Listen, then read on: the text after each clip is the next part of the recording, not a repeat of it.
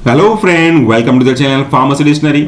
Medicine के जो basic side effect होते हैं उसके ऊपर हमने एक सीरीज स्टार्ट की है ताकि लोगों को अवेयर किया जा सके कि किसी भी तरीके के ड्रग को अपनी मर्जी से ना लें जब तक कि आपके डॉक्टर आपके कंडीशन के हिसाब से आपको सलाह नहीं देते हैं। कई बार आप चैनल्स पे जितने भी यूट्यूब चैनल हैं उन पे आप देखते हो कि अगर ये ड्रग यूज कर रहे हो, आपको ये प्रॉब्लम है तो इसका इतना डोज आपको उस प्रॉब्लम से रिलीफ दे सकता है। लेकिन क्या आप जानते हैं कि एक ड्रग भले ही उसका एक्शन सब में सेम हो सकता है, लेकिन क्या सभी व्यक्ति की प्रॉब्लम की सीवियरिटी, गंभीरता, समस्या का जो मात्रा है वो एक जैसा हो सकता है? अगर मैं आपसे कहूं कि मुझे भूख लग रही है, अगर आपसे कोई और कहे कि मुझे भी भूख लग रही है, तो आप ये कैसे डिसाइड कर पाएंगे सिर्फ इतने स्टेटमेंट से कि मुझे भूख लग रही है, किसको ज्यादा और किसको कम भूख लग रही है? तो अगर आपने मुझे, जिसको बहुत कम भूख लग रही है, उसे आप ज्यादा खाना दे देंगे तो खाना वेस्ट होगा, प्रॉब्लम हो जाएगी। लेकिन उसे, जिसे ज्यादा भूख लग रही है, उसे आपने कम खाना दे दिया तो उसके लिए काम नहीं करेगा। बिल्कुल ऐसा ही है। जब कभी भी आप किसी भी यूट्यूब चैनल पे ये देखते हो कि ये दवाई इतने डोज पे आपकी ये प्रॉब्लम को ठीक कर सकती है, तो फिर आप उसको देख करके यूज करने लगते हो। ऐसा कभी भी नहीं करना चाहिए। हाँ, वो दवाई वो प्रॉब्लम को सॉल्व तो कर सकती है, लेकिन किस मात्रा में आपको जरूरत है वो तो बिना डॉक्टर के परीक्षण के आपको पता नहीं चलने वाला। इसीलिए हम अपने चैनल में आज तक कभी भी किसी भी ड्रग का डोज हम एक्सप्लेन नहीं करते हैं। उसका यूज, उसका मैकेनिज्म ऑफ एक्शन जरूर बताते हैं ताकि मेडिकल के स्टूडेंट जानकारी ले सकें, लेकिन जनरल पब्लिक इसका डोज जानकर के खुद से यूज करने लगे, इसलिए कभी हम मेडिसिन का डोज का स्पेसिफिक मात्रा डिस्क्लोज नहीं करते हैं। आज के इस साइड इफेक्ट सीरीज में हम बात करेंगे ओमेप्राजोल का, जो कि एक कॉमन सा दवाई है और लगभग जब कभी भी आपके प्रिस्क्रिप्शन में 2 या 2 से अधिक दी जाती हैं तो मोस्ट ऑफ द केसेस ये एक ड्रग आपके उस प्रिस्क्रिप्शन लिस्ट में होता है, क्योंकि इससे आपको जो दवाइयों के कारण से हार्ट बर्न, एसिडिटी की प्रॉब्लम हो सकती है, उसे ये सप्रेस करके आपको रिलीफ देने का काम करेगा।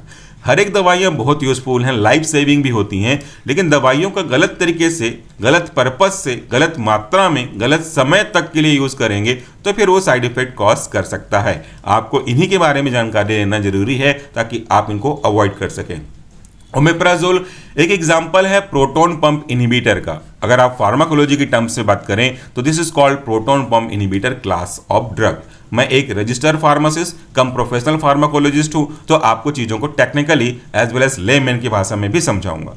जब कभी भी हम बात करते हैं ओमेप्राजोल तो आपको पता है कि इसे आप खाली पेट में लेते हैं, और आपको यह भी पता है कि जब आपको पेट में गैस, फ्लैटुलेंस, एसिडिटी, अल्सर, इन सब की संभावना होती है या प्रिस्क्राइब किया गया होता है तो जनरली हम लेते हैं, और इसके कारण से जो एसिड का जो प्रोडक्शन है वो कम होता है। भाई एसिडिटी कम होती है मतलब एसिड का प्रोडक्शन कम होता है। यहाँ पे एक बात आपको जरूर ध्यान देना चाहिए कि एसिड का प्रोडक्शन कम होगा, इससे आपकी एसिडिटी तो जरूर कम हो जाएगी, लेकिन आप ये सोचिए कि ऐसे कई सारे ड्रग्स आपने अगर लिए हैं या आपको दिए जा रहे हैं डॉक्टर की सलाह पे ही, जो कि आपके बॉडी के लिए आवश्यक है, लेकिन उनके काम करने के लिए आपके स्टमक का जो एटमॉस्फेयर है, इन्वायरमेंट है, कंडीशन है, पीएच है, वो एसिडिक होना चाहिए।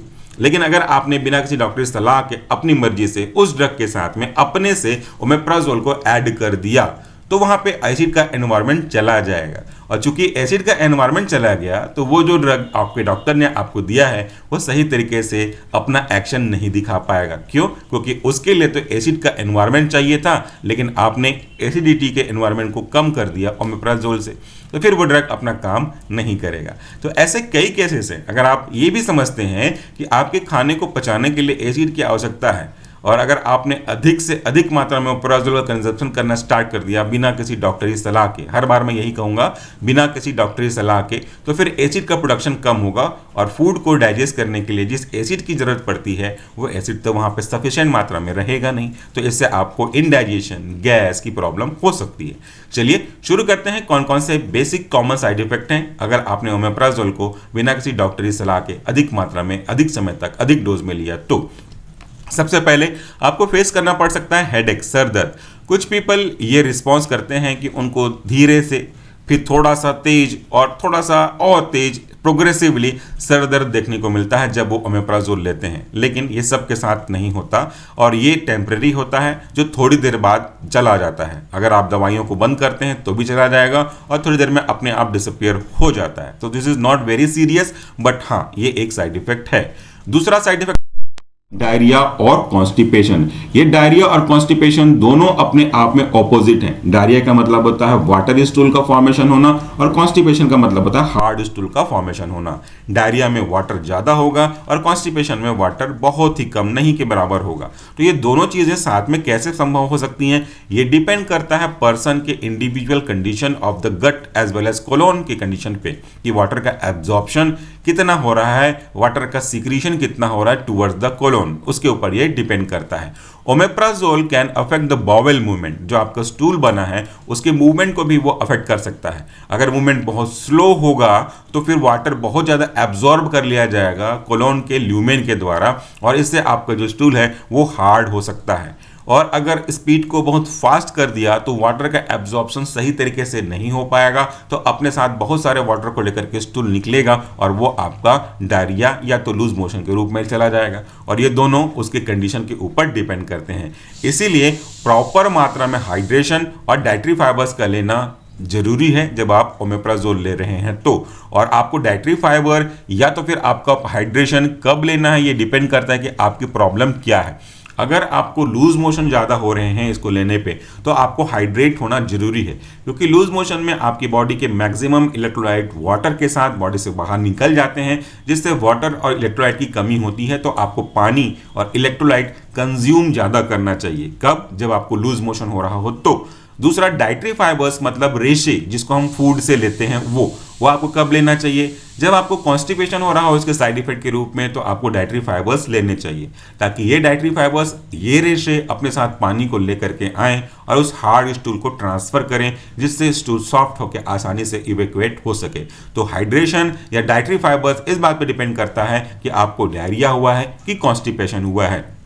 उसके बाद इसका जो अगला साइड इफेक्ट देखने को मिल सकता है वह या तो स्टमक पेन या तो discomfort in your stomach. Omeprazole अगर आप अधिक मात्रा में लेते हैं तो फिर आपको प्रॉब्लम होगी, लेकिन ये प्रॉब्लम बहुत ज़्यादा सीरियस नहीं होगा, सबसाइड हो सकता है। यह आपके पेन कॉज कर सकता है, डिस्कम्फर्ट कॉज कर सकता है, और अगर आपने डोज को एक्सीड किया तो ये थोड़ा सा और आपको प्रॉब्लम में क्रिएट कर सकता है, लंबा खींच सकता है। तो आपको आपके डॉक्टर की सलाह से ही किसी भी ड्रग को, बात हम भले ओमेप्राजोल का कर रहे हैं, बट आपको किसी भी ड्रग को आपके डॉक्टर की सलाह पे ही लेना चाहिए।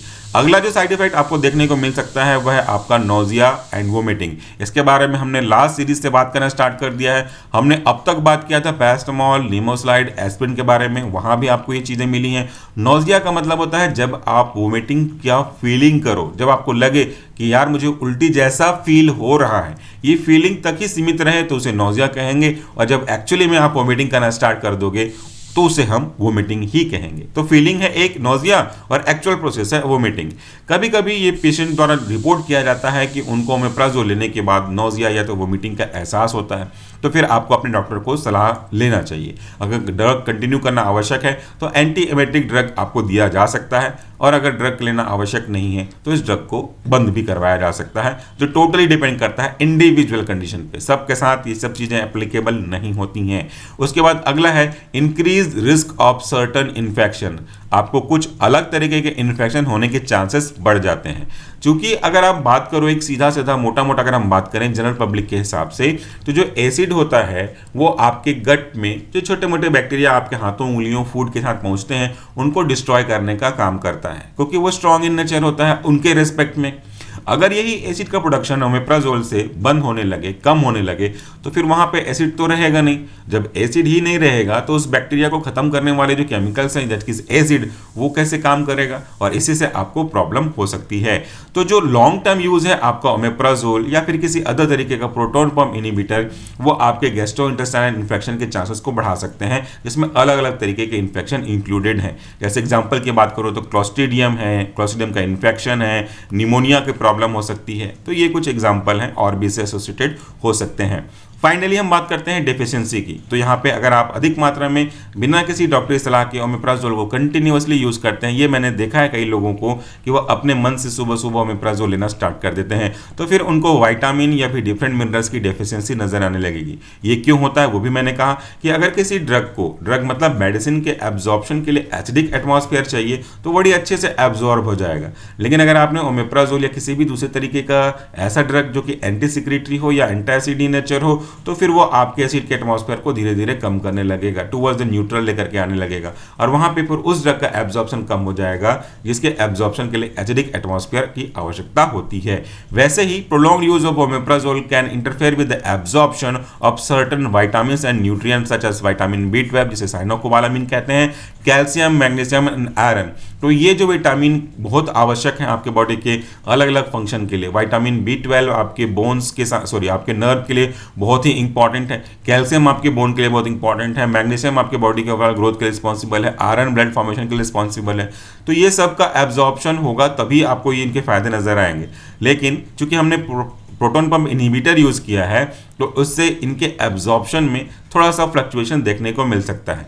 अगर इनका एब्जॉर्प्शन कम हुआ तो फिर आपके बॉडी के ब्लड में ये जाएंगे कैसे, और अगर ब्लड में नहीं गए, इसको हम लोग एब्जॉर्प्शन बोलते हैं, तो फिर फर्दर एक्शन पे कैसे जाएंगे, इसी से हमको इनकी कमी महसूस हो सकती है।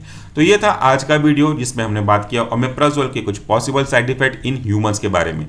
ये सारे वीडियोस केवल साइड इफेक्ट को बताने के लिए हैं। हमारा मकसद केवल आपको ये बताना है कि इनसे आप थोड़ा सा अवेयर रहें, एक्सेस में बिना किसी डॉक्टरी सलाह के अपने मन से किसी भी दवाई का यूज ना करें, उससे आपको प्रॉब्लम हो सकती है।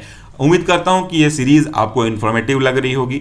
हालांकि ये मेडिकल स्टूडेंट के लिए है बेसिकली, बट जनरल पब्लिक भी अगर इसे देख रहा है तो उसके भी काम आ जाए, इसलिए हमने इसको सिंपल लैंग्वेज में समझाने की कोशिश करी है। उम्मीद करता हूं कि आप फीडबैक जरूर देंगे कमेंट बॉक्स में। तब तक के लिए thank you so much for this video. Safe रहिएगा, सेल्फ मेडिकेशन को अवॉइड करिएगा। Thank you, take care.